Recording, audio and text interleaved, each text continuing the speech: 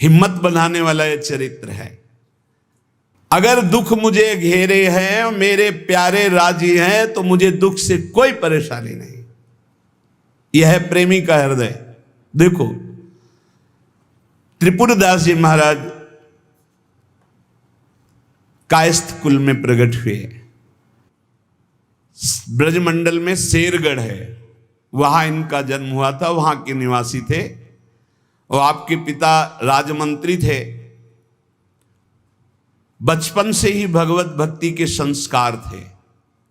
जिनमें कुछ दिव्य प्रकाश होता है वो बचपन से भगवत भक्ति का। जिनको ये लगता है कि जवानी में विषय भोग ले और बुढ़ापे में भजन करेंगे तो भूल जाए। बुढ़ापे में मन को प्रभु में नहीं लगाया जा सकता। यदि आपने जवानी में भजन का अभ्यास नहीं किया तो बुढ़ापे में नहीं होगा। बुढ़ापे में प्रपंच ही होगा, पक्का विश्वास मान लीजिए। और जितने भी दिव्य महापुरुष हुए हैं, जिनके जीवन प्रकाशित हुए हैं भक्ति अध्यात्म की ऊंचाई में, वो बचपन से श्री भगवान में लगे। त्रिपुरदास जी के घर में राजमंत्री पिता थे, पर बहुत ही सुंदर भक्ति के संस्कार थे। एक बार आप पिता के साथ आगरा से किसी कार्य के लिए गिरिराज जी आए, तो यहां ठाकुर श्री श्रीनाथ जी का दर्शन किया।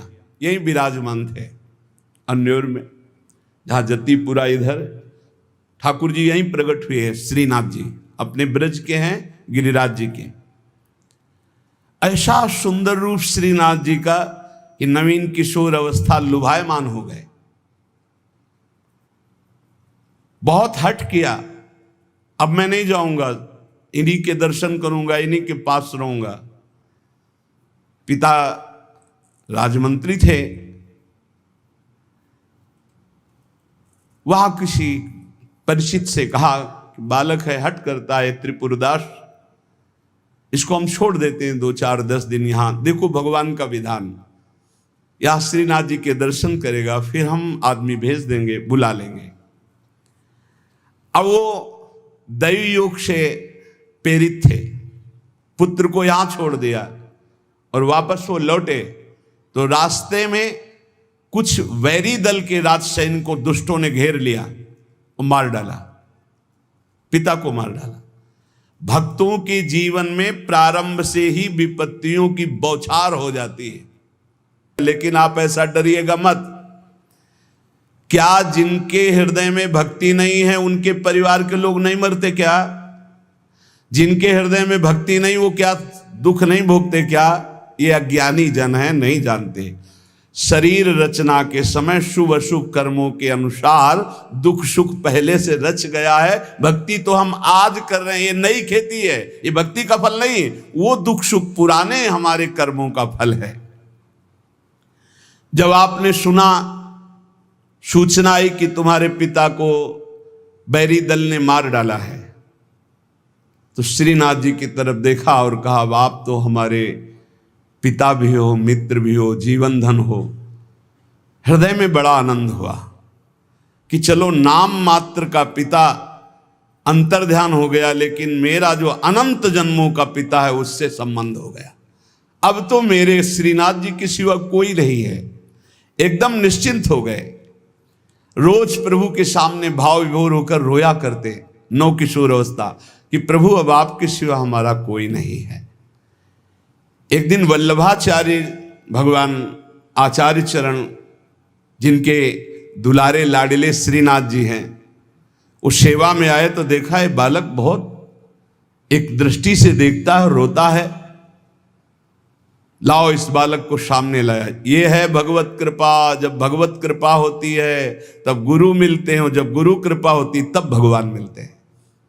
जब भगवान की कृपा होती तब गुरुदेव मिलते हैं, संत मिलते हैं। जब द्रवहि दीन दयालु राघो तो साधु संगति पाइए। और जब संत द्रवित होते हैं तब भगवान का साक्षात्कार होता है। बुलाया और परिचय पूछा, कौन है ये? तो कहा अमुक राजमंत्री का पुत्र है, इनके पिता यात्रा में मारे गए हैं और ये बहुत आसक्त चित्त होकर श्रीनाथ जी को देखते हैं, श्रीनाथ जी से रोते हैं। त्रिपुरदास जी ने साष्टांग दंडवत किया वल्लभाचार्य जी को और कहा प्रभु मैं मात्र पितृहीन, न मेरे माता है न पिता है, मैं अनाथ बालक हूँ, बस मेरे नाथ तो श्रीनाथ जी ही हैं और आपके श्री चरणों का आश्रय दे दिया। प्रभु मुझ अनाथ दीनहीन को आप स्वीकार कर लीजिए। बहुत प्रसन्न हुए। इतना छोटी अवस्था में ऐसे शुद्ध शब्द, ऐसे भागवतिक चेष्टाएं। चलो आज अभी इसी क्षण मैं इसको दीक्षा देता हूं। आचार्य श्री वल्लभाचार्य जी विधि पूर्वक दीक्षा देकर ब्रह्म संबंध कराया। कुछ दिन तक पास रखा और कहा वापस जाओ घर।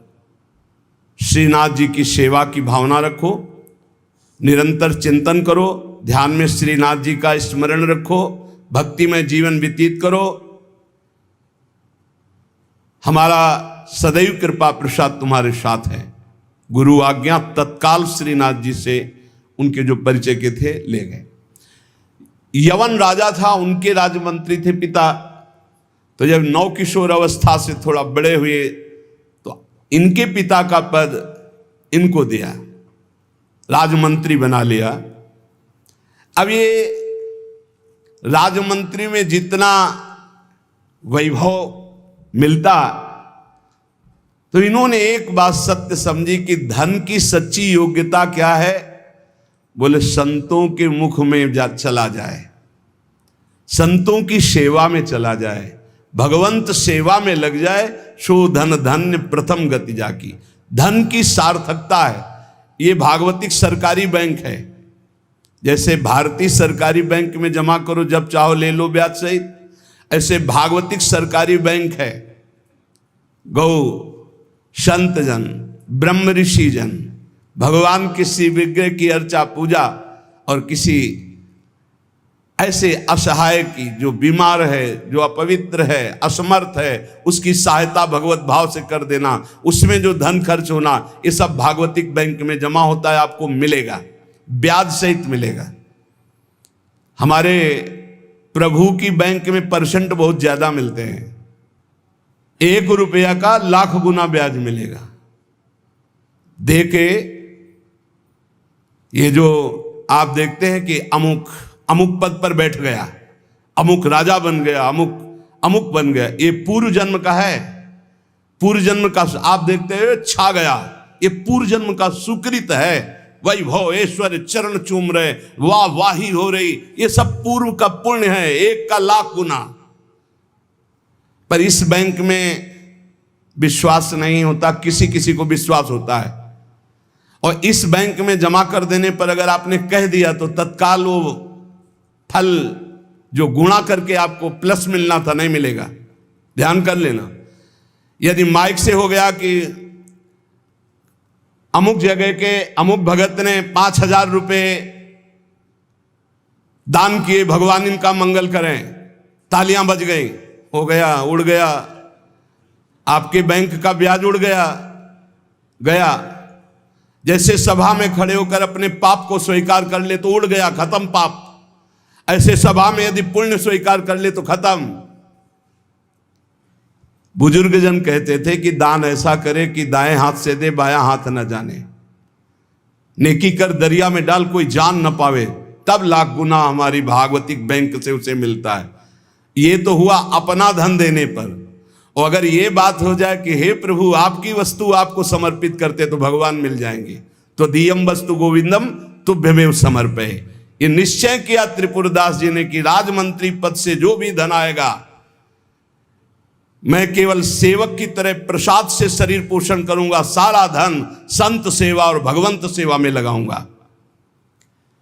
उस श्रीनाथ जी के लिए नियम लिया, प्रतिज्ञा ली कि हर साल सर्दी में दगला बनवा कर भेजेंगे, रत्नों से हीरो से जटित बढ़िया पोशाक, सर्दी की सुनहरे गोटे, सुंदर सुंदर रत्न जटित। अब चाहे करोड़ों के रत्न लग जाए श्रीनाथ जी के लिए, और राजमंत्री थे, दगला भेजते। और रोज संत सेवा होती त्रिपुरदास जी के यहां, संत जन आते, प्रसाद पाते। धन की यही सार्थकता है। जय जयकार हो, भगवान नाम कीर्तन हो, भगवत अनुरागी जन आकर प्रसाद पावे, भगवान की आरती पूजा सेवा। धन्य है वो गृहस्थ, वो धन्य, वो तीर्थ है उसका घर जिसके घर में भगवान की आरती होती, भगवान का नाम कीर्तन होता, आए हुए अतिथियों की सेवा होती है। और श्रीनाथ जी भी बड़े रिजवार ठाकुर, बहुत खुश होकर के, प्रसन्न होकर के वो दगला धारण करते। श्री विट्ठलनाथ जी श्री वल्लभाचार्य जी के पुत्र हैं। वो देखते कि और वस्त्र जब धारण कराते तो ठाकुर जी धारण करते हैं, लेकिन जब त्रिपुरदास जी का दगला धारण कराते तो ठाकुर जी फूल जाते हैं, प्रसन्न हो जाते हैं। भक्त के द्वारा प्रेम से दी हुई वस्तु भगवान बहुत भाव से स्वीकार करते हैं। सब दिन होत ना एक समान, एक समय ऐसा भी आता है जो बहुत ही अंधेरे का होता है, एक समय प्रकाश का आता है। जैसे दिन रात ऐसे सुख और दुख। अब यवन बादशाह था, उसके पास द्वेषियों ने सूचना लगा दी कि ये राजमंत्री हैं, आपको पता नहीं है, ये आपके धन का बड़ा दुरुपयोग करते हैं, साधु महात्मा इनके यहाँ खाते रहते हैं और न जाने क्या क्या खूब लुटाते हैं, आपके यहाँ से वैभव चुराया जाता है। और वो राजा यवन, उसकी बुद्धि बदल गई, उसने तत्काल आदेश किया सर्वस्व अपहरण कर लिया जाए, त्रिपुरदास जी का सर्वस्व संपत्ति जब्त कर ली जाए। मतलब पात्र भी घर में नहीं रह गए, सब जब्त कर लिया गया। जहां रोज संत सेवा, ठाकुर सेवा, श्रीनाथ जी के लिए बहुत महंगा पोशाक सर्दी की, सब, एक पात्र भी नहीं रहने दिया, सब जब्त कर लिया। खाने पीने के लिए एक दाना भी नहीं रह गया, कुछ नहीं, सब जब्त कर लिया, केवल दिवाले दिवाले। अब आप विचार करो, जिसका ऐसा चल रहा हो उसका ऐसा, इसलिए होश में रहना चाहिए। सब दिन होत न एक समान, ये शब्द याद रखना चाहिए। सुख है तो फूलो मत, कल दुख आने वाला है। शरीर स्वस्थ है तो अभिमान मत करो, कल कोई रोग आ जाएगा। जीवित हो तो अभिमान मत करो, कल ही मृत्यु आ सकती है, आज भी आ सकती है। होश में, खूब धन संपत्ति है, कल ऐसा हो सकता है टुकड़े टुकड़े के लिए मोहताज हो सकते हो। पक्का पक्का। आज दुखों घेरे हैं तो आप निराश मत होइए, कल आप बहुत बड़े आदमी बन सकते हैं। उत्साह संपन्न रहिए। आज बहुत बड़े आदमी हैं, धन है, संपत्ति है, वैभव है, नौकर चाकर है, बहुत फूलिए मत। हो सकता है ऐसा समय आ जाए कि तुम्हें किसी के यहाँ नौकरी करनी पड़े अपने पेट भरने के लिए। समय बहुत विचित्र है, पलटने में देर नहीं लगती, पलटने में देर नहीं लगती। खाने पीने तक के लिए नहीं रहेगा, सब यवन राज ने जब्त करवा लिया।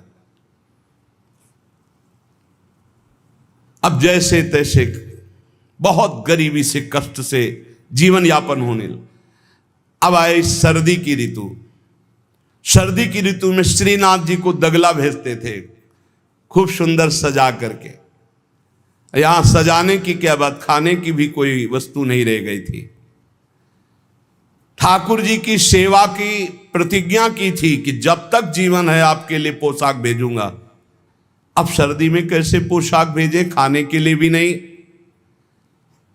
बहुत जोर जोर से रोना आया कि हम हर कष्ट सह सकते थे, लेकिन आपकी सेवा, ये जो सर्दी की पोशाक भेजने की थी, अब कैसे होगी आपकी सेवा। और ये सेवा नहीं होगी तो मेरा जीना, क्योंकि मैंने नियम लिया था कि मैं अपने जीवन में जब तक जीऊंगा हर वर्ष आपको सर्दी के समय पोशाक भेजूंगा सर्दी की। आप ठाकुर जी से विनय करने लगे कि मैं सब कष्ट सह सकता हूं, आपकी सेवा छोड़कर नहीं। इतने में देखा, दृष्टि गई तो एक ऊपर दावात रखी थी। आपको जैसे कोई डूबते हुए को तिनके का सहारा मिल जाए, और वो दावत पीतल जैसी दिखाई दे रही थी। तो लग रहा था कुछ सिक्के की तो बिकी जाएगी। दावत ली, बाजार में बेचने के लिए गए कि अगर ये बिक जाएगी तो थोड़ा भी कपड़ा मिल जाएगा तो नियम की तो पूर्ति हो जाएगी। भगवान अपने भक्तों को ऐसा कष्ट क्यों देते हैं? क्यों देते हैं? बड़े आराम से जय जयकार हो रही थी, संत सेवा हो रही थी, ठाकुर सेवा हो रही थी। श्री प्रियादास जी कहते हैं, भयो ईश ख्याल, इष्ट देव को ये पसंद है। डरना मत, डरना मत कि इष्ट देव को ये पसंद। क्या पसंद है? अनन्य चिंतन। धन का आश्रय भी नहीं होना चाहिए। सुनेरी मैंने निर्बल के बलराम, अपबल तपबल और बाहुबल, चौथो बल है दाम। और आपसे बता दें, कक्षा 1 के विद्यार्थी से PhD के प्रश्न नहीं पूछे जाते। आप मत डरना, क्योंकि आप क्लास में हैं ही नहीं। आप इस क्लास में नहीं हैं, आप डरना मत। नहीं आपको लगे कि भगवान हमारी भी परीक्षा लेंगे तो आज जो चैन से हम AC में रह रहे हैं, कल फिर सब खत्म हो जाएगा। ऐसा नहीं, ये डिग्री वालों की होती है। अपने लोग वो पार्टी छुइया वाले पहले क्लास वाले हैं, खूब टॉफी मिलेगी और आराम से पढ़ने को। यहाँ परीक्षा नहीं होती। यहाँ 2-4 क्लास तो ऐसे ही बढ़ा दिए जाते हैं। जब डिग्री आती है तब वहां परीक्षा होती है इस बात की कि अब तुम्हारी स्थिति क्या है।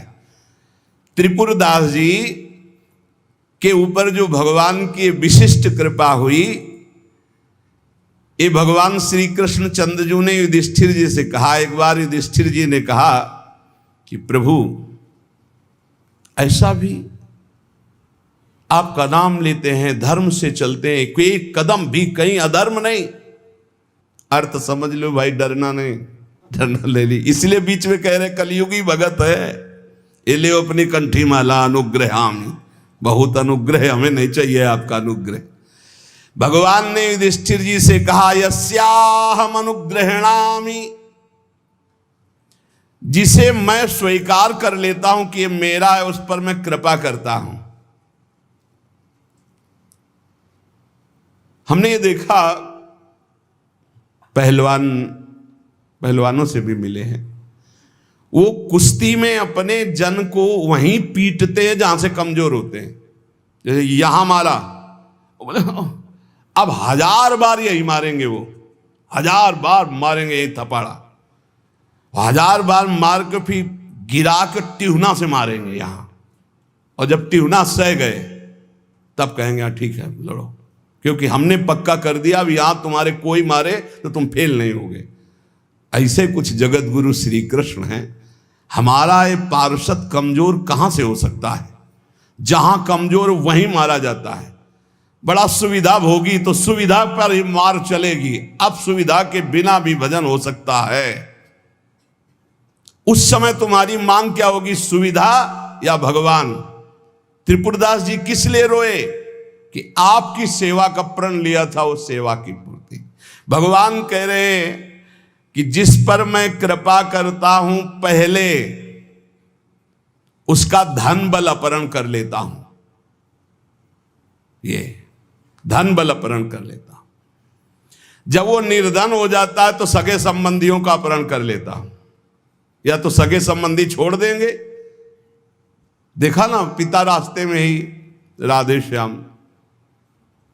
बहुत कृपा समझना कठिन है। सुनाया था एक बार भगवान शंकर की कृपा। माता पार्वती जी से कहा चलो मैं आपको अपने भक्त के दर्शन कराता हूं। बोले चलो प्रभु। तो बोले पहले अभक्त के दर्शन कर लो, तब भक्त के दर्शन आप सुख पाओगी। तो गए तो सुपारी कतर रहे थे बैठे, इसमें बढ़िया गद्दा लगा हुआ था, गिरदा लगा, 50 गाय 50 भैंसे दूध दुही जा रही थी। प्रातःकालीन का समय था। संत वेश में गए और कहा भगत जी 100 ग्राम दूध दे दो, शालिग्राम भगवान को स्नान कराना है। चल दिया सुबह से, और क्या क्या बोलना। महादेव जी ने कहा हे भगवान, जितनी संपत्ति और वैभव इससे दुगना इसकी कर दो। माता जी ने कहा अवघड़ इसीलिए कहा जाता है इनको, बड़े अवघड़ नाथ है। 100 ग्राम दूध ले दिया, गाली दिया, ऊपर से कह रहे संपत्ति कह दे दुगनी। बोली नहीं पर अंदर अंदर कि बहुत विचित्र औढ़र दानी है इनका। आशुतोष बोले चलो भगत के दर्शन। बोले अभक्त तो ऐसा था कि अगर आप साथ ना होते तो इसको भस्म ही कर देती हम, क्योंकि अंबा तो शक्ति है। आपका अपमान। अरे अभक्त ऐसे ही होते हैं, तुम्हें नाराज नहीं होना। भक्त के पास गए, एक झोपड़ी फूस की, एक गाय, और उसी फूस की झोपड़ी में माए उसकी मैया रहती थी। गए, जो देखा संत तो साष्टांग दंडवत किया, आओ बैठो बैठाला। 100-200 ग्राम गाय का दूध होगा, वो बढ़िया पान करने को ले दिया। प्रभु थोड़ी देर भगवत चर्चा हुई। भगवान शिव ने कहा अच्छा भाई चलते हैं, हम तो विचरण करते रहते हैं। बोले संत भगवान कभी पुनः कृपा करके आना। हम कुटिया के बाहर निकले और कहा हे करुणा निधान भगवान, इसकी गैया और मैया दोनों हटा दो, मार दो। अंबा जी ने कहा आप बर्दाश्त नहीं होगा। 100 ग्राम दूध नहीं दिया तो उसको दुगना संपत्ति दे दी, और एक गाय पूरा दूध आपको पिला दिया, और मैया बातचीत करने के लिए थी उसको भी आपने मार दिया। कहा कि वो ये क्या है? बोले अभी तुम नहीं समझे। जब इतनी संपत्ति में साधु अपमान करके ऐसी गालियां देता, जब डबल संपत्ति होगी तो ऐसा अपराध करेगा, घोर नरक जाएगा, समझो। और इसका कुछ मन मैया में जाता है, कुछ गैया में जाता है। दोनों भगवान के पास गए, वे अखंड हमारा चिंतन करेगा, ये हमें लीन हो जाएगा। माता जी का ये बात तो सही। तो बोले जिस पर मैं कृपा करता हूं, इस माया प्रपंच से उसे अपने स्वरूप में स्थित करता हूं। वो जरूरत, देखो जरूरत है, ऐसा नहीं कि एक बुखार की दवा सबके साथ चलेगी। बुखार की भी क्वालिटियां हैं, समझना। अब मलेरिया है तो उसके लिए अलग, डेंगू है तो उसके लिए अलग, साधारण वायरल है तो उसके लिए अलग। हम लोग साधारण बुखार वाले हैं, चिंता मत करो। ऐसे हाई इंजेक्शन नहीं लगेंगे जैसे त्रिपुरदास जी के लगे, या प्रहलाद जी के लगे, या नरसिंह मेहता जी के लगे, या मीरा जी के लगे। अपने लोगों के नहीं लगेंगे। बहुत ऐसे वायरल, जैसे ऋतु का बुखार है ना, अपने लोग ऐसे बुखार के मरीज हैं। डेंगू वाले नहीं है कि भर्ती हो जाए, प्लेटें कम हो रही। डरना मत। अलग अलग बुखार की जैसे दवा, ऐसे अलग अलग भक्ति की स्थिति की परीक्षा होती है। अब इसकी स्थिति क्या होगी, वो तो जगत पावन करने वाले भगवान ये देखते हैं। बहुत सुंदर बात है ये, अगर समझ में आ जाए। भगवान अंधकार का नाश कर देते हैं, भगवान स्वप्न का नाश कर देते हैं। ये सब स्वाप्निक जगत है। अब मोह ममता से युक्त, तो इसलिए डर जाओगे। तो हम कह रहे हैं तुम्हारे साथ ऐसा होगा ही नहीं, क्योंकि तुम उतनी स्थिति के ही नहीं हो। डरना मत, सच्ची मानिए। क्या चक्रवर्ती सम्राट अम्बरीश जी भगवान के भक्त नहीं है? ध्रुव जी भगवान के लिए भजन करने के लिए गए तो आज ऐसा पद मिला कि त्रिभुवन में किसी को नहीं। सुदामा जी को दरिद्रता प्राप्त थी, और सुदामापुरी की रचना हो गई जैसे द्वारिकापुरी की रचना। आप हमारे श्री कृष्ण के प्रति ऐसा ना सोचे, ये जो कह रहे हैं बड़ी गुप्त बात है। उसके अंदर के ममत्व का नाश कर देते हैं, उसके अंदर के अज्ञान का नाश कर देते हैं। क्या आप अपने अज्ञान का नाश करवाना नहीं चाहेंगे? यहां अज्ञान की वृत्ति के नाश की बात। आप ऐसा मत सोचिएगा। और आज तक कोई भक्त आपको भिखारी नहीं मिलेगा। आप ध्यान दीजिएगा, पुरुष से लेकर के जहां दृष्टि डालिए, जहां भक्तों को तो आपके 4 घर में लोग होते हैं, उनके भोजन की व्यवस्था में आप चिंतित रहते हैं, समझ रहे? जब हम मांग के खाते थे तो भूखे रह जाते थे, और जब भरोसे पे हैं तो 300-400 लोगों का बाल भोग, राज भोग और शयन भोग अपने आप हमारे प्रभु पूरा करते। तो हरिष्य तद धनम, तुम्हारा घर कितना बड़ा है, हमारे घर में कितने बैठे हो देख लो।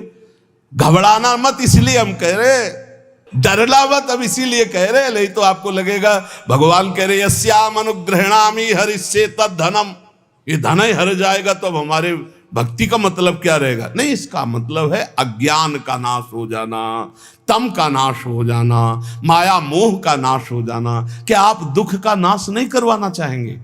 ये भक्ति दुख का नाश करके सर्वतोभावेन महासुख प्रदान करने के लिए है। ततो धनम त्यजन्त्यस्य स्वजनाहा दुख दुखितम। भगवान कह रहे हैं फिर उसके परिवार वाले उससे प्यार नहीं करते। क्या झूठे प्यार में फंसे रहकर जिंदगी गंवाना चाहोगे? क्या आप ये नहीं जानोगे कि तुम्हें कोई प्यार नहीं कर रहा? क्यों झूठ में जीवन व्यतीत करना चाहते हो? सच्ची कोई प्यार नहीं कर रहा, कोई प्यार नहीं। अपने सुख के लिए प्यार कर रहा है, कोई तुम्हें प्यार नहीं कर रहा। तो भगवान कह रहे हैं मैं परिवार से भी उदासी पैदा, कोई उसको प्यार नहीं करता। असलियत में आ गई बात कि कोई प्यार नहीं करता। फिर कह रहे हैं कि जब वो व्याकुल चित्त हो जाता है, कोई उसे प्यार नहीं करता, ऐसा लगता है सब मुझे छोड़ दिए, तब मैं एक रास्ता देता हूं अपने भगवत प्रेमी महात्मा का। वो विशुद्ध संत से मिलता है, और जब संत से मिलता है तब मैं उसे अपनी कृपा से ऐसा सराबोर कर देता हूं, अनुग्रह की वर्षा कर देता हूं, और वो मेरे में डूब जाता है। महाभागवत जन्म जन्मांतर के पापों का नाश करके महान सुख की प्राप्ति, ये है रहस्य हमारे प्रभु का, जो भक्तों के जीवन में जगह जगह पर दुख दिखाई देता है। वो हर मोड़ में ईंट खड़ी कर देते हैं, इधर चल सीधे। ये इतना फिसड्डी मन है कि अगर वो कृपा न करे तो माया में फंसा रहे, पर वो ऐसे ईंट रखते चले जाते, निकल मेरी तरफ बढ़कर आ जा। अब त्रिपुरदास जी बाजार गए तो उस समय उन्हें 100 पैसे मिले, 1 रुपया। 1 रुपया कपड़े की दुकान में गए, मोटी मार्किंग को। अब जहां इतना कीमती वस्त्र, सोने के गोटे, हीरे लगाकर सुंदर ऐसी पोशाक भेजते थे, वहां आज स्थिति की मार्किंग कैसे ठाकुर जी को भेजे? लाल रंग से लगा, लाल रंग अनुराग का रंग, सफेद मार्किन लाके आंसू गिरते जा रहे हैं कि नाथ ये मोटा मार्किन आपके तो दास दासियों के लायक था, आपको कैसे? पर कुछ नहीं है। अनुराग में भीने हुए नेत्रों से अश्रुधार बह रही है, हृदय में भारी दीनता है, और ऐसी ही वस्तु प्रभु को बहुत पसंद आती है। अहम से अगर दी जाएगी 5 किलो सोने का छत्र, तो 4 लाख योजन का सोने का पहाड़ है उनकी इस मृत्यु लोक में। 5 किलो क्या होता है? साहस नहीं हुआ, रंगा लाल रंग में, प्रेम रंग में रंग कर रख लिया, पर साहस नहीं हुआ कि मैं जाकर के श्रीनाथ जी को दूं। कैसे दूं? अब उनके मन में एक बहुत पीड़ा है। और देखो भगवान अपने भक्त की बात को अंतर से जानते हैं। त्रिपुरदास जी के हृदय में दैन्य, और दैन्य भगवान को बहुत प्रिय है। यही दरबार दीन को आदर रीति सदा चली आई। भगवान को मूल्यवान वस्तुएं प्यारी नहीं, भगवान को जो प्यारी वस्तु है वो दैन्य है, दीनता। जेहि दीन प्यारे वेद पुकारे, द्रवो सुश्री भगवाला। इतने में विधान बना, गोसाई जी के सेवक श्रीनाथ जी की सेवा के लिए जो भक्तजन थे उनके यहां विचरण किया करते थे, अचानक दृष्टि में पड़े त्रिपुरदास जी के। देखा ये तो श्रीनाथ जी के सेवक हैं जो गोसाई जी के पार्षद हैं, और ये तो सेवा सामग्री श्रीनाथ जी को पहुंचाते हैं। तो आपने प्रणाम किया, घर लिवा गए, कुछ खाने पीने के लिए व्यवस्था ही नहीं। कैसी कैसी, कहां राजमंत्री का सुख और कहां। बहुत संकोच में भरे हुए वो मार्किन निकाल के लाए जो लाल रंग से रंगी थी,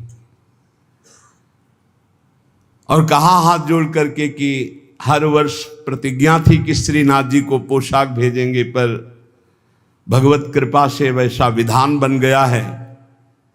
यद्यपि ये श्री गोसाई जी के किसी दास दासी के पहनने योग्य भी नहीं है, फिर ये श्रीनाथ जी के श्री अंग के लिए तो क्या होगी।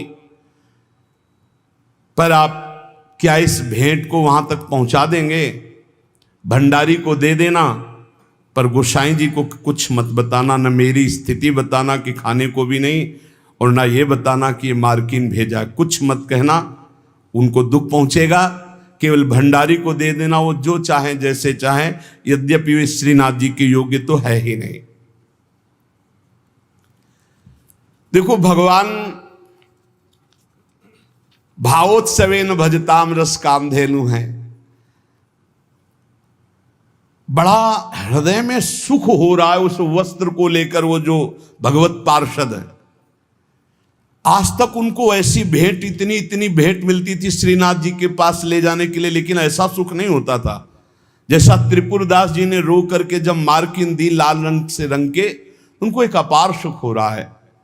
त्रिपुरदास जी का वस्त्र लेकर बड़े प्रेम में डूबे हुए भगवत पार्षद गए और भंडारी जी से कहा कि आपसे तो कुछ छुपाव है नहीं, ये त्रिपुरदास जी का दिया हुआ वस्त्र है, यद्यपि बहुत कष्ट में उनका जीवन है, फिर भी उन्होंने ये सेवा भेजी।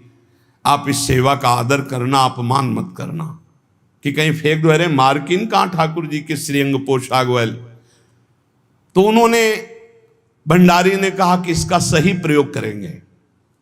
तो जो ठाकुर जी की पोशाक थी उसको बांधने के काम में ले लिया। उन नए वस्त्र जो मार्किन आई उसमें रखकर ठाकुर जी की पोशाक बांधकर और उसे अलमारी में रखने। परम स्नेही ठाकुर जी कांपने लगे। जब श्रृंगार हुआ तो सर्दी का समय था, कांपने लगे श्रीनाथ जी। जब श्री आचार्य चरण सेवा में गए तो कहने लगे मुझे बहुत जोर की ठंड लग रही है। ठाकुर जी बोलते हैं निज जनों से, जैसे हरिवंश महाप्रभु से राधा वल्लभ जी बात करते थे, बंचंद महाप्रभु से बात करते थे, बिहारी जी से स्वामी जी महाराज, विठल विपुल देव जी, बिहारिन देव जी। अब हम लोगों की जाकी रही भावना जैसी प्रभु मूर्ति देखी तिन तैसी। मुझे ठंड लग रही बहुत जोर की। बोले जय जय, अभी उपाय करता हूं। तत्काल बड़े गरम गरम महंगे वस्त्र धारण कराए। ठाकुर जी फिर बोले बहुत ठंड लग रही है, बहुत ठंड लग रही। कहा जय जय, अभी उपाय करते। तुरंत अंगीठी जलाई गई, सामने अंगीठी ऐसे सुंदर नवीन कोमल उनके वस्त्र उड़ाए गए। ठाकुर जी फिर कांप के कहते मुझे बहुत ठंडी लग रही। श्री विठलनाथ जी गोसाई जी समझ गए कि ये साधारण ठंड नहीं है, ये किसी भक्त के हृदय की जो पीड़ा है उसी की एक कपकपी है। गोसाई जी बहुत संकुचित होकर बोले जय जय, अब क्या उपाय करूं? आपको सुंदर सुंदर दगला पहना दिया, सुंदर गरम वस्त्र उड़ा दिए, अंगीठी आपके साथ, फिर भी आप कह रहे हैं आपको ठंड लग रही। एकदम ध्यान गया। उन्होंने कहा किसी भक्त के वस्त्र का तो अपमान नहीं हो रहा है। सेवक को बुलाया, तत्काल बही खाता लाओ, इस वर्ष किसकी किसकी पोशाक आई है, किसकी नहीं आई। बही खाते में सुनाया गया, लेकिन त्रिपुरदास जी का नाम नहीं था। त्रिपुरदास जी का नाम इसलिए नहीं लिखा कि कोई पोशाक ही नहीं थी, मार्किन लाल रंग से भेजी गई थी। श्रीनाथ जी बड़े स्नेही हैं, बहुत प्यार करने वाले हैं। विठलनाथ गोस्वामी जी ने कहा त्रिपुरदास जी का नाम नहीं सुनाया, हर वर्ष भेजते थे, क्या इस वर्ष पोशाक नहीं भेजी? देखो एक तो भगत होते हैं कुछ फुलरा चढ़ता 4 दिन की भक्ति का, सोडा वाटर की तरह मार फूल के एकदम। और एक भक्त होते हैं जो गंभीरता पूर्वक कदम बढ़ाते, जितनी सेवा तो बढ़ाते चले गए, पूरा जीवन समर्पित कर दिया। और एक होते हैं एकदम फुलरा की तरह से बड़े हो बस खत्म। हमें लगता है कि भक्ति सोडा वाटर वाली ना करो, क्षणिक वैराग्य वाली मत करो, एक कदम बढ़ाओ पर बहुत मजबूत बढ़ाओ। जीवन में चाहे जितना संकट आ जाए उतने कदम जो हम बढ़ चुके हैं भक्ति के, पीछे नहीं लौटेंगे, चाहे मृत्यु क्यों ना हो जाए। ऐसी दृढ़ निष्ठा रखनी चाहिए, तभी माया पर विजय प्राप्त होती है। पोशाक हर वर्ष त्रिपुरदास जी भेजते थे, उनका नाम बही खाते में था, क्यों नहीं भेजा? सेवक ने कहा राजकोप के द्वारा सारा धन उनका नष्ट कर दिया गया, छीन लिया गया है, तो कुछ नहीं भेजा? नहीं भेजा है। मार्किन भेजी, लाल कपड़े में, लाल रंग में रंग करके कपड़ा आया है। वो ठाकुर जी की पोशाक लायक है नहीं, इसलिए ठाकुर जी की पोशाक रखकर उसमें गोसाई जी ने कहा अच्छा अच्छा आप समझ में आया, इसीलिए ठाकुर जी को ठंडी लग रही। अरे जल्दी वो कपड़ा लाओ, जल्दी कपड़ा लाओ। और तत्काल दर्जी को बैठाल कर तत्काल सिलवाया। और ठाकुर जी को जे ही अंग में धारण करा, ठाकुर जी मुस्कुरा दिए और बोले हाँ अब सर्दी दूर हो गई। बड़े रिझवार ठाकुर है। प्रेम प्रभु को चाहिए, भाव प्रभु को चाहिए। इसी भाव को दृढ़ करने के लिए ये महापुरुषों के पावन चरित्र हैं।